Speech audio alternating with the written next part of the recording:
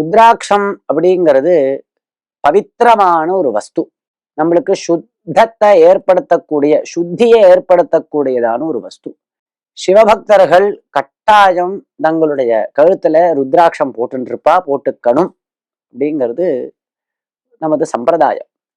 இருக்கிறச்ச இந்த ருத்ராட்ச மாலை, பல ருத்ராட்சங்கள் 108 ருத்ராட்சம் இல்ல 54 ருத்ராட்சம் இல்ல குறிப்பிட்ட சங்கையில ருத்ராட்சத்தை மாலையாக செய்து அணிஞ்சுப்பா. இப்படி அணிஞ்சுன்னு குளிக்கலாமா அப்படின்னு கேள்வி கேட்கிறேன். கட்டாயம் குளிக்கலாம். ருத்ராட்சத்துல பட்ட தீர்த்தம் நமது சரீரத்துல பட்டா நம்மளுக்கு சுத்தி ஏற்படுறது, பெரிய ஒரு பவித்திரத்தன்மை ஏற்படுறதுன்னு சாஸ்திரம் சொல்றது. அப்படிங்கிறதுனால ருத்ராட்சத்தை போட்டுண்டு குளிக்கிறது அப்படிங்கிறது ரொம்ப சிறந்ததே.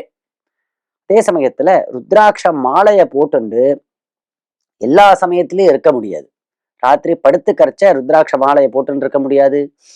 சௌச்சங்கள் கைகால் அலம்பிட்டு வர்றதுக்காக நாம் பாத்ரூம் போயிட்டு வரோம் அப்படின்னா அப்ப ருத்ராட்சத்தை போட்டுன்னு இருக்க கூடாது அப்படிங்கிறதெல்லாம் சாஸ்திரம் சொல்றது.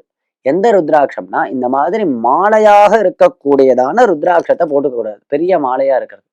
அதே சமயத்துல ஒத்த ருத்ராட்சமாக கழுத்துல ஒரு ருத்ராட்சத்தை மட்டும் கழுத்துல கட்டிக்கிறா பாருங்க.